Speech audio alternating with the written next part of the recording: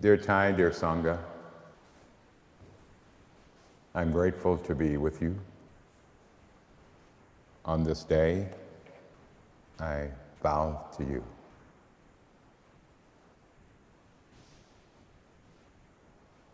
I offer sincere gratitude for the beautiful teachings of our beloved Sister Annabelle.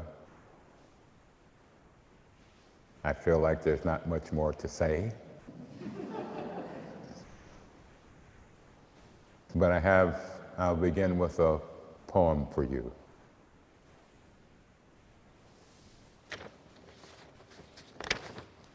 We are not going mad because something is wrong with us. We are going mad because of our conditioned views of reality. Like pieces lying on the workshop floor of our lives, we've been taught we are in pieces. A species, like all species, is the fruit of interactions of time, space, and relationships. We are more than we appear. We fall into old wounds at the well's bottom, sometimes trading our precious life for toys. Nevertheless, the continuous shock under our feet on this very day are movements of a new cloth being woven out of our shared pain. Lighting up the path of repairing.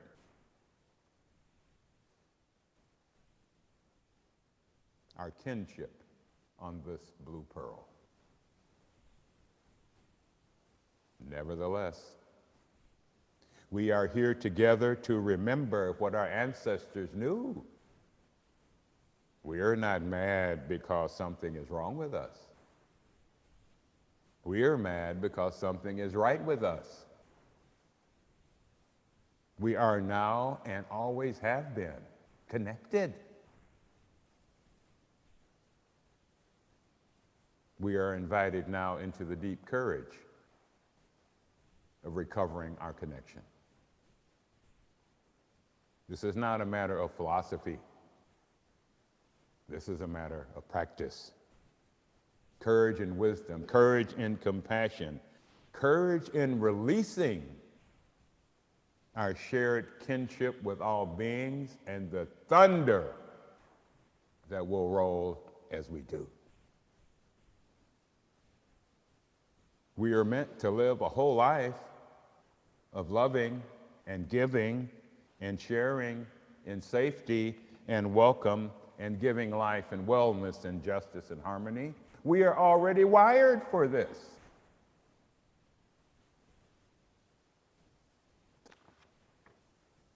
We live in a world in a trauma storm. And by trauma, which is a very popular word now, I mean to refer to the biological impact of external events. That's the first level. The next level is, which we know in our practice and we know from all the teachings in Buddhism, that I want to refer to this phrase, this image, which, as I understand it, traditionally comes from the Wicca tradition. Some may have heard the phrase, as above, so below. But what I have learned continuously from Thay and the teachers before us in our tradition is, as below, so above. Our stored consciousness is not isolated from the historical dimension. The impacts of the last 500 years of imperial and colonial realities, subjugations, enslavements, and genocide are not somewhere else. They are in our bodies. And the more I realize this, the more important mindfulness of the body became to me.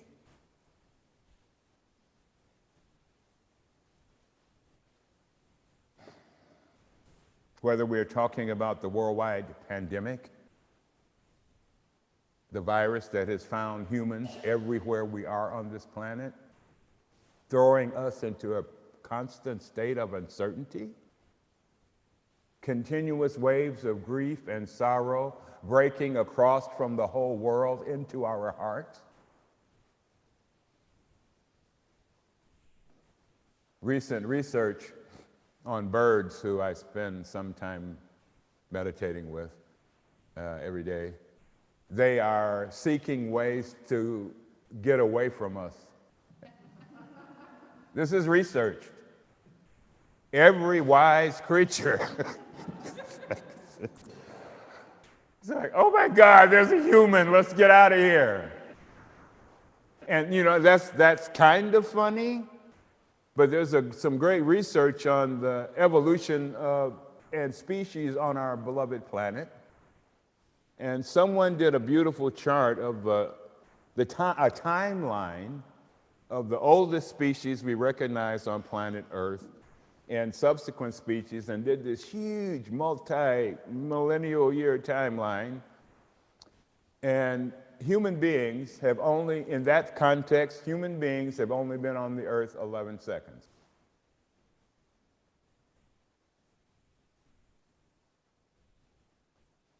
And if that doesn't scare you, nothing should. See what we've done in 11 seconds. To this, not just to ourselves, but all species, to the water, to the mountains, to the trees. Where we live, there's somebody in our neighborhood who every day takes a photo of the snakes that are near us and sends them out to everybody, and rattlesnakes, of course.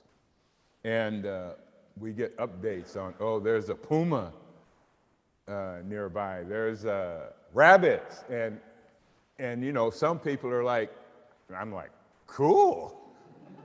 I feel much safer. I do. I want to come back and talk about how I'm learning to practice with the natural world.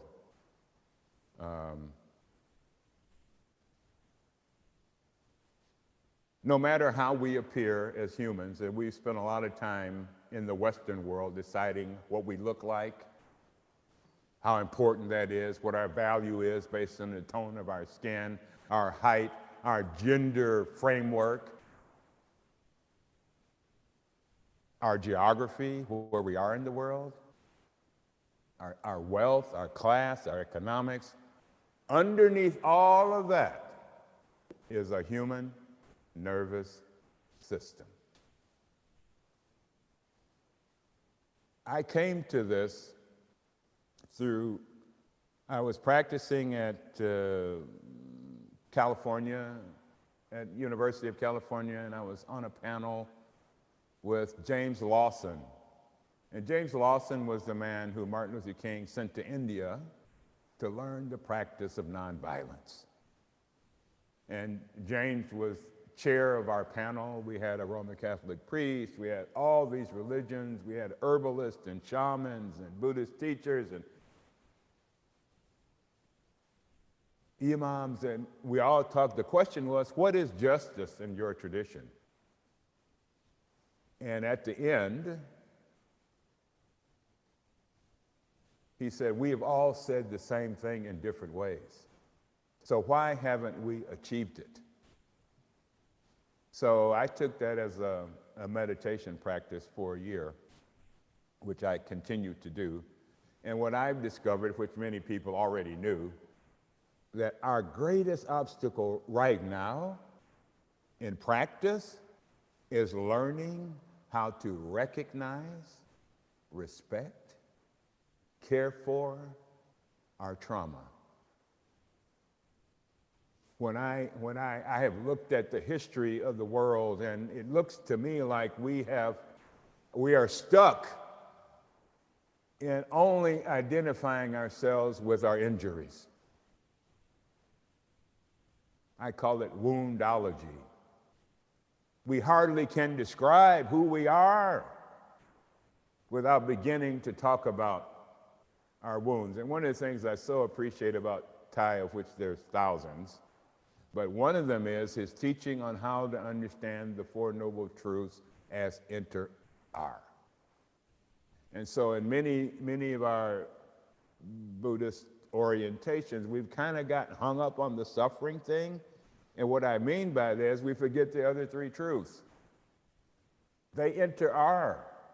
There isn't any suffering separate from causes. There isn't any path separate from the realization of release. There isn't an etc. These are inter-are. We use language to help us focus, but don't be confused. This is a whole cloth of practice. And so what I realized in myself and in my own experience, I started to get trained to understand and learn about my own nervous system. And what this has helped me realize, along with many others, that we're living in the down wave, the undertow of the tsunami of imperialism and colonialism and racism and sexism for the last 5,000 years, depending on some calendars. The last 500, depending on some others. And what I mean is, we used to think our realization came from above only. Now, we can have insight, we can have breakthrough, which is all great. The moon and stars are full of wisdom. The night sky is always a blessing to me. And the morning light of the sun warms my body every day. So we tend to think top down. But our understanding of store consciousness, both that Sister Annabelle's talked about and what we've learned from Thay, is that what happens in our store consciousness leaks out. That's all. Sister Annabelle already said that. So we cannot escape as bodhisattvas our interaction with the world. Let me try to say that maybe another way.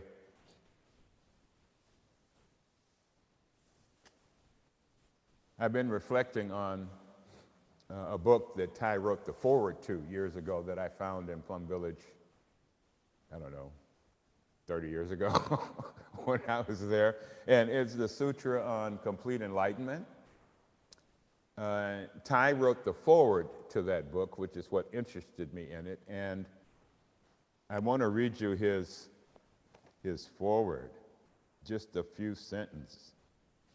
In the true teaching of Lord Buddha, complete enlightenment is made of incomplete enlightenments. This means in the heart of your daily mindful activities, actions, thoughts, and speech, complete enlightenment is already there. Now go back to the Four Noble Truths. I want to speak to you from the third truth. Enlightenment is already there. So what are the causes if we approach suffering from that point of view? If we approach our humanity as if it were whole, if we were all endowed with Buddha nature, then our suffering comes into perspective.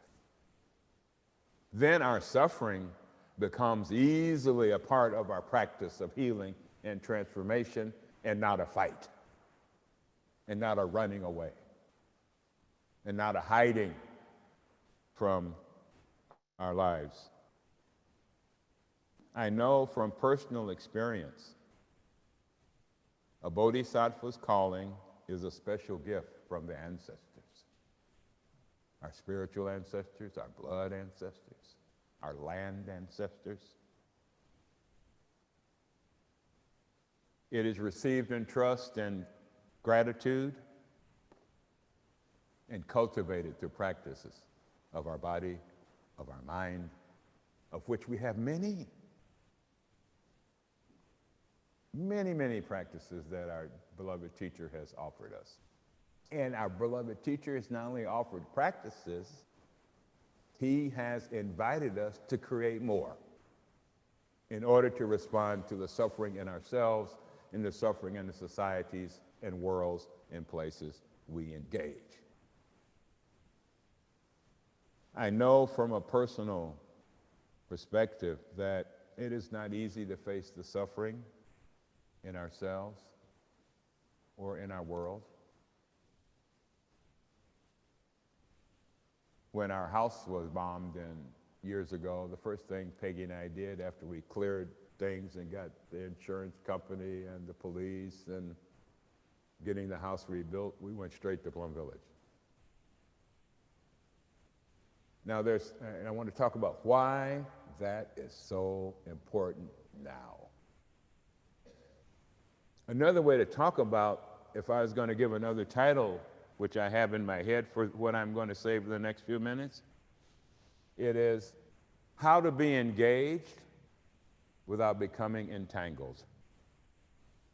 This, for me, is the fundamental challenge of Bodhisattva at this hour.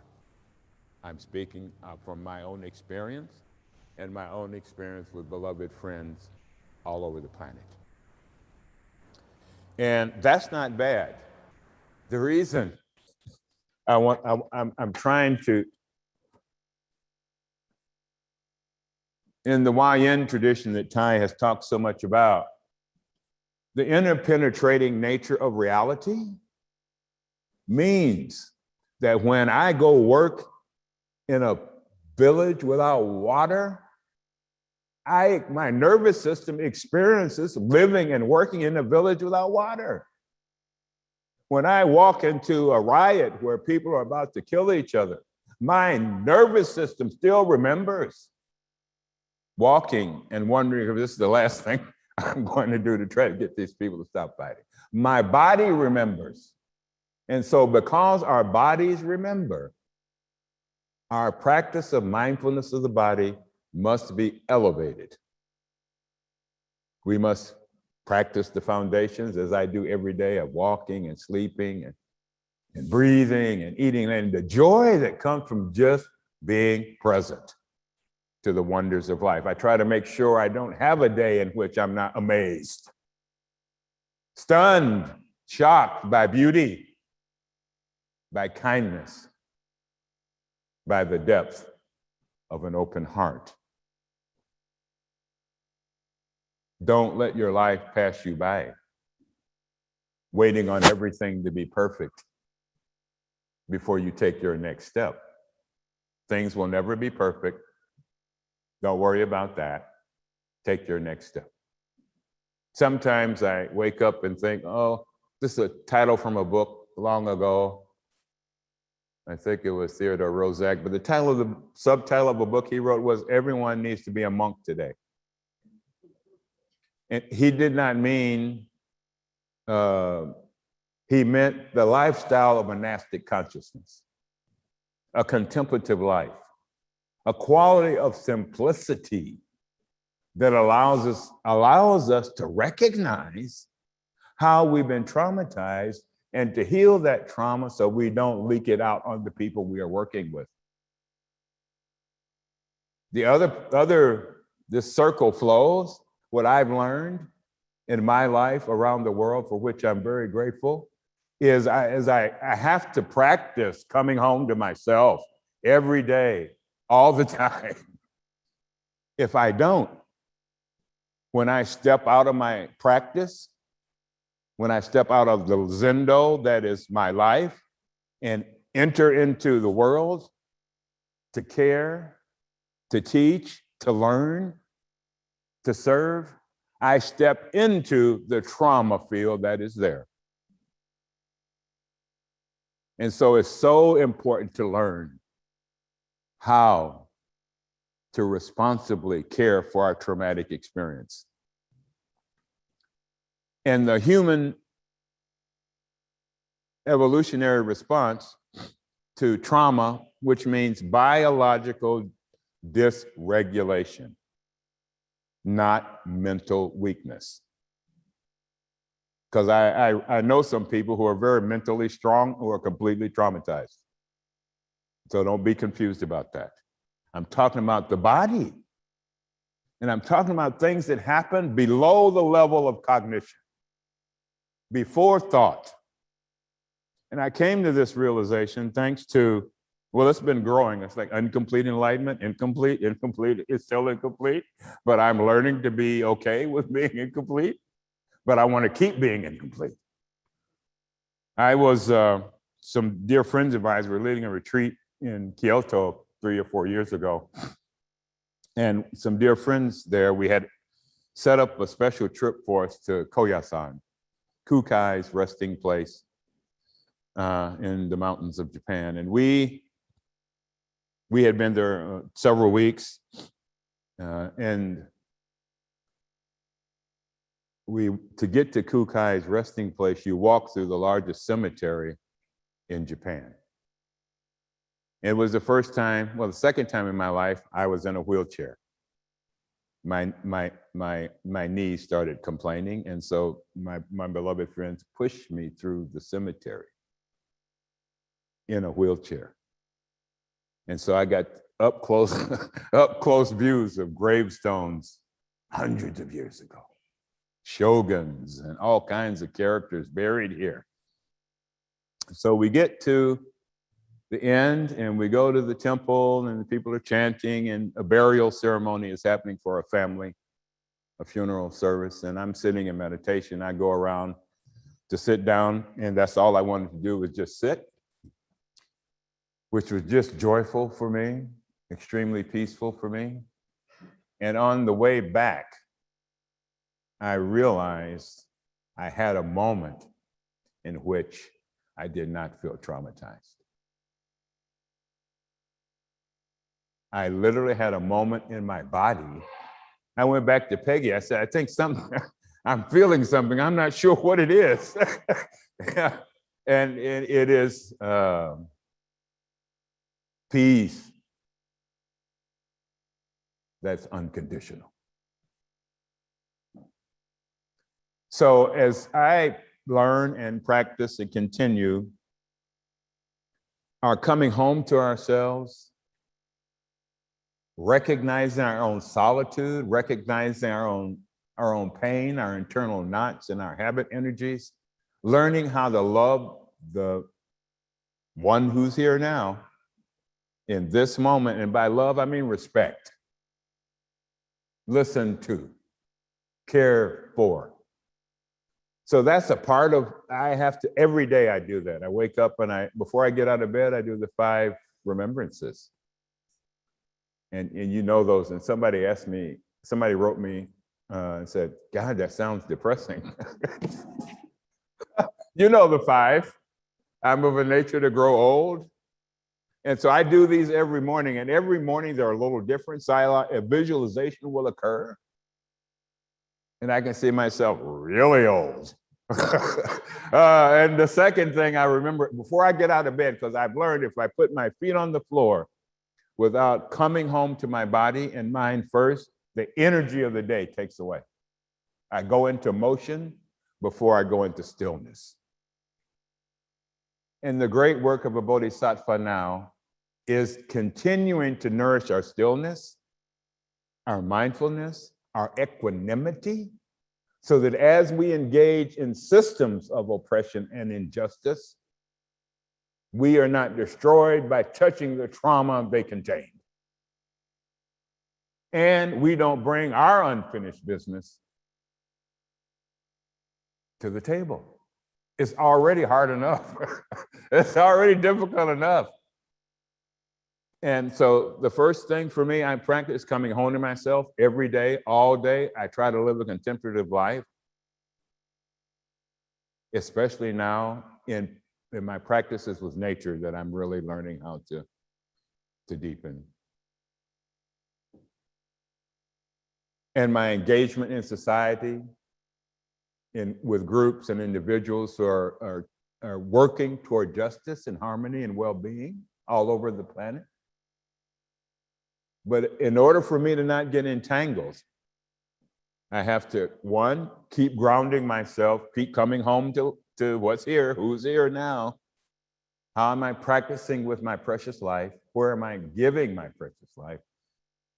And so, but the other thing I do besides being here now, nourishing my stillness and equanimity, engaging in the suffering, and then the third thing I'm really learning how to do, this is where the 5 remembrances help, is to let go of it all. I was recently reading a quote from Ajahn Chah, who I've studied with over many years, and he basically says, practice well, take care of your own mind, take care of your own body, engage in transforming society. But remember, this is not Ajahn Chah, this is later, but remember, whatever it is we do has clay feet, impermanent. Thay talks about it as when we recognize we may have too many cows. Learning how to not hold on to that which doesn't need to be held, even if it's my idea. And our beloved teacher is a tremendous witness to the capacity to change and grow and learn. Rarely that I've ever seen. And that's why I'm here. Because I realize it's possible to grow and learn and change and serve. Practice coming home to myself. Practice in healing and transforming the suffering of others. And practicing not being confused by any of that. And letting that go. Ajahn Chah, I was mentioning him, it was something like, well, you know, no matter what, whether you're happy or sad or rich or poor, you're of a nature to grow old. You're of a nature to have ill health. You are of a nature to pass away. And then I do that every morning, and what I've discovered when I do that, leave the bed, shower, blah, blah, blah, I go outside and I practice with the plants. And I practice with the hummingbirds, who seem to be really willing to practice in stillness and touch joy every morning, touch the wonders of life every day, throughout the day, so that I can hold more suffering. And so I can hold it without clinging to it. And so I can hold it and see it at its root without getting caught. This in the Sutra of Complete Enlightenment, which is more technical, which I don't want to go into, but it describes these are 3 general methods of the Bodhisattva way. Shamatha practice, coming home, settling, bringing stillness into your body and mind, so that you can bring that stillness into your engagement outside yourself. And the language I really liked about is when we engage, if we practice what our teacher is teaching us to practice before we walk out, we equally arrive. We arrive equally in the moments of other people's suffering. We can arrive without judgment and blame. We can arrive with compassion and wisdom. And years ago, Thay talked about one of the marks of Plum Village teaching is arriving. So learning how I practice every morning, all day long, so I can arrive in the present moment. And then I take that energy of arrival and bring it into everyone I meet, the schools I work with, the communities I engage with, to arrive equally, arrive in equanimity.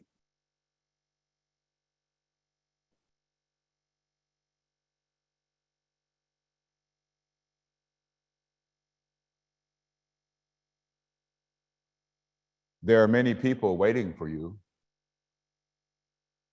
who need your joy, your willingness to listen.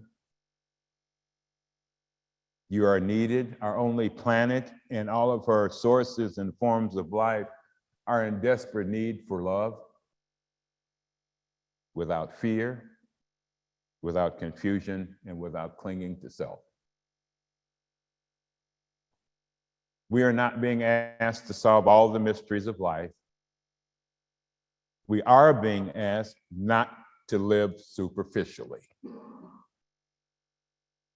not to be satisfied with simply a commercialized life, a life of acquisition and a life of things. We are more than that.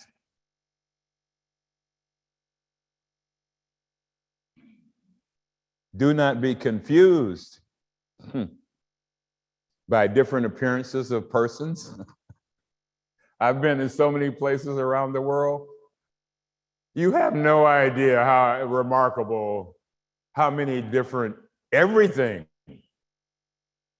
Plants, animals, people. I watch Nature Channel. We keep discovering creatures we never met. But one of the creatures we rarely meet is ourselves. And so that's why that's at the foundation. Some people don't understand why we practice.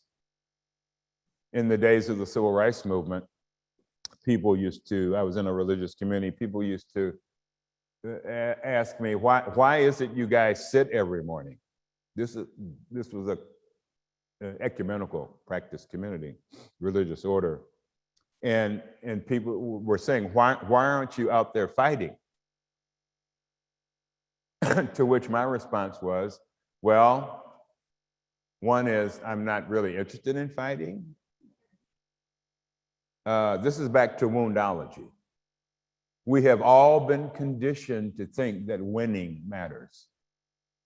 Every one of us is in our school system, is how we train our children.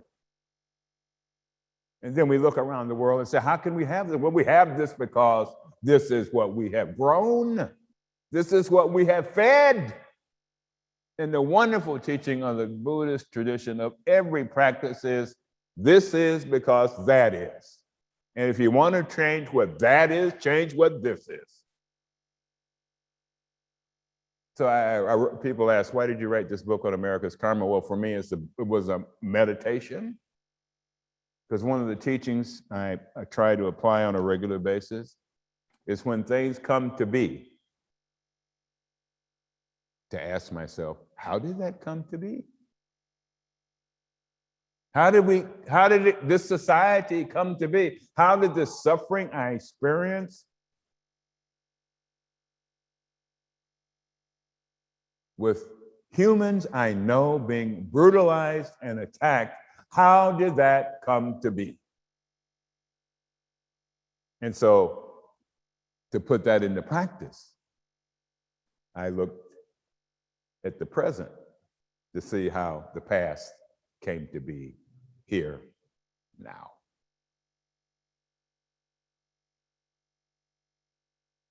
We're not being asked to do unbelievable things. We are being asked to do different things with our thoughts, our speech, and behaviors. We're being asked to be profoundly human.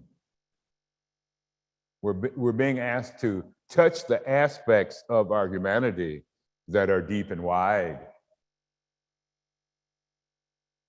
The aspects of our human experience that can dwell in no coming and no going.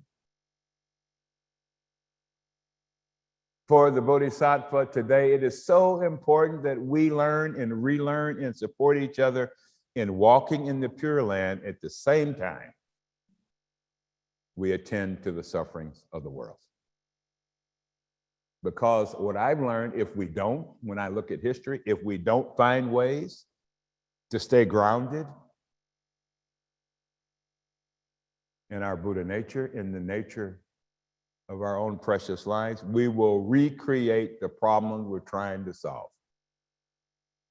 That's how habit energy works. That's also how trauma works.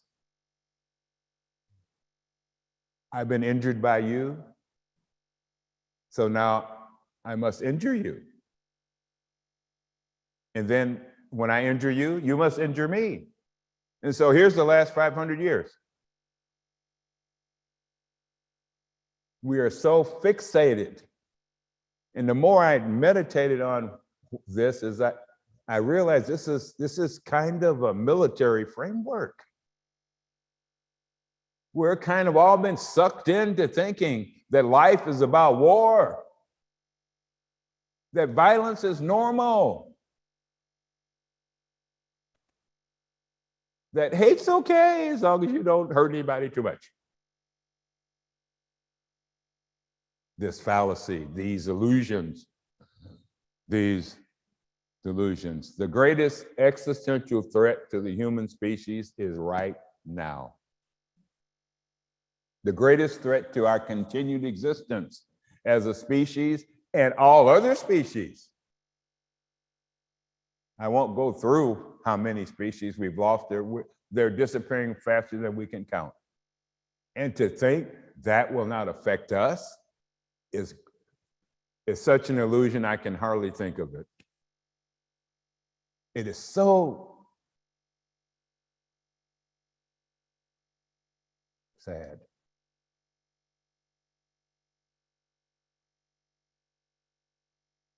I know we are not being invited to solve all the nights of sorrow that I can hear as I listen to the world and its voices every morning, and the silent voices that none of us hear every night, or the breakthrough that may be occurring as deconstruction of what we are familiar with is actually occurring at this very moment. Our ideation of democratic societies is staring us in the face as impermanent. What is the practice here? Well, the practice for me is to create the next society. I'm not going to spend my time talking about how wounded I have been. Somebody asked me, why did you write that book? I wrote that book on race because that's an obstacle to understanding our profound humanity, which has nothing to do with race. It's really hard for people to get deep here. We are so hijacked in political garbage. Oh, garbage, for translation purposes. And I realized this is part of our insight, ties inside of our trainings. We are deeper than the framework we are in. We are wiser than the language structures we've been handed, wherever they came from. That's not my point. We have to recreate our understanding of what it means to be a human being. And for me, the best tradition to do that standing in is in our beloved tradition. Because in the practice of Buddhism, we learn how to handle uncertainty.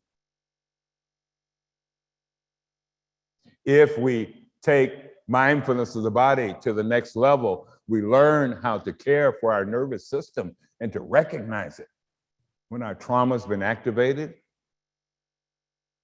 and recognize it when it's been activated in others, and developing the skills of self-healing and transformation of our traumatic experiences so they are become doorways into the light of the path and not chains that bind us to stories that no longer matter.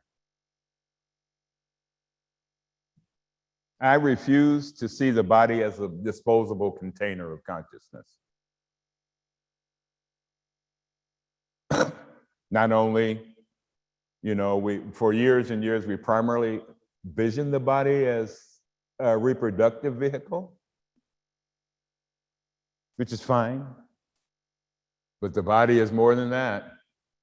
The body is an evolutionary vehicle. We have the nervous system we have because it's been developed over thousands of years and through the joys and pains of our ancestors.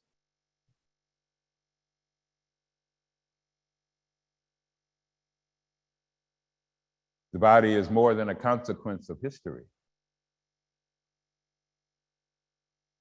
In the last retreat I was at in Plum Village, Thay, one of the last talks was on our cosmological body. We have spent so much time in the Western world focused on how we should call ourselves, and we should call ourselves something, we have to, on who we are. We've ignored what we are. We understand so little about our bodies and minds, and then we have tried to apply the practices in abstraction. And then 3 weeks later say, well, it didn't work. The practice is to come home to our body and our mind, learn the skills, become trauma informed. But more than that, focus your time and energy on practicing the natural world. We have snails. We have some succulents in our front patio, and every morning I go out after my meditations, etc., and check for snails. They're there every day. They are very diligent. And so that's the first thing I noticed. Wow, they're diligent. Well, am I that diligent in my practice? I'm serious here, people. I am learning to be questioned by the natural world to the quality of my own practice. Every morning about 6:30, 2 hawks come to the highest pine tree near us and watch the sunrise. It took me a month to figure out what they were doing. And then later I found out the same ones come for the moon. And when the sun is not there and the moon is not there, they're not there. So I thought, well, what would it take for me to have the elevation of the hawk? To see a wider view of my world, a wider view of my child, my partner, my friends. What would it mean to have a big, big view? And living in the joy of that equanimity, that spaciousness in my heart. So I'm developing this list of what I'm learning from different creatures as practice. So it stays out of my head and stays in my body. And learning how to breathe with the hummingbirds without pushing them away. I had one just the other day. It was a little scary. It was like, what are you doing here? Well, I'm here with you. So take the time to find your embrace. I was in a conference recently, and the question was, what is the relationship between our ecological crisis and our racialism and our systemic racism crisis? To which I said, well, we treat the earth and we treat Black people the same way. Simple. Disposable if it can't be commercialized.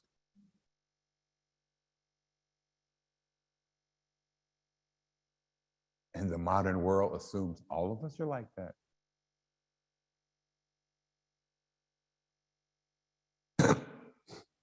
And we are not. And we are not. So I am trying to encourage people professionally and personally to create a new narrative, to recognize the new narrative about what it means to live on this planet that is in fact emerging. Whether it's in Colombia, who we have great order members there. We were just in conversation with last week in Argentina, where people are out in the streets and protest and the military, and they talked about how their practice sustains them and keeps them from giving up, keeps them from being bitter, keeps them from bringing their broken hearts and their anger into their families where they can listen in a safe space to their broken hearts. So the great task for me, I'm learning how to create safety. What we have learned across the field in trauma work and studies is trauma begins to heal when people feel safe. And not before. And so a great deal of work, this is one of the things I love about temples, trees, rocks. I've never been to a temple, to a tree, to a rock, or a river who turned me away because of my skin. I have always been received by the earth because I am the earth. It receives us all because we are in it. It is not out there. We are flowers of the earth, precious flowers of the earth.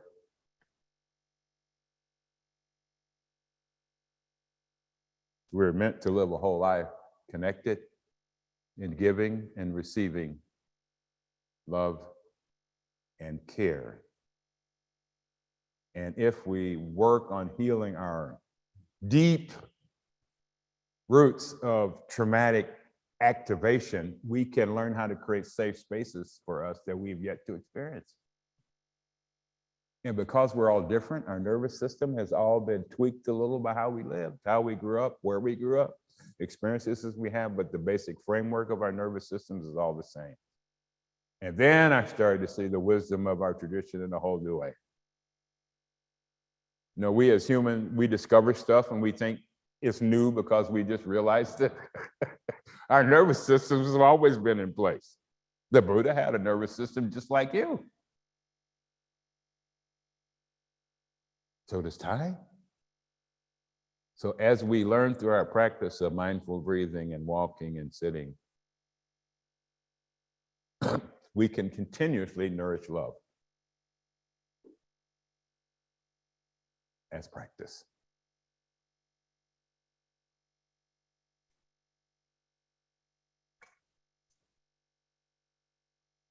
The vow of the Bodhisattva is tough. The reason I say that is because every Bodhisattva knows if they've engaged the slightest, they will always feel inadequate.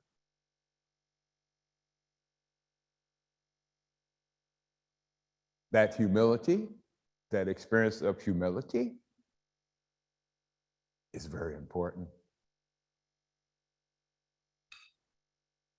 It can help us let go when it's time to let go. Be safe and be well in your practice. And remember, also, what is above comes into us. Our society, in the first 5 verses of the 50 verses on consciousness, study those if you haven't. On seeds, we mentioned Sister Annabelle kept reminding us of these great teachings. Thay has books on this, talks on this.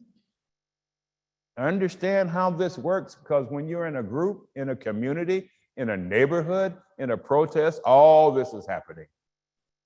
And I see people wounded coming back from places because they didn't understand how to practice with the energy of trauma present where they were, which activated their own trauma. And when our trauma is activated, our tendency, inescapably, is it leaks out. Unavoidably so. So we also have to learn to become more skillful in apology, in repairing what we've broken between ourselves and among ourselves, so that our precious kinship as a human species can get set right, so that we can fall from the height of human superiority and arrive on the earth as earthlings. and learn how to care, how we've been cared for by the precious activities and sources and foods and beings and vibrations and energies on this planet. I'm delighted to be here again. Delighted to see your faces. One of the best teachings I ever personally received from Thay, more than once, because he thought I needed it, I'm sure, was often in Plum Village. I'd be sitting by myself, and I'm kind of an introvert anyway, but I'd be sitting and he would come over, lean on my shoulder and say, "Don't worry too much." So I would say that to you.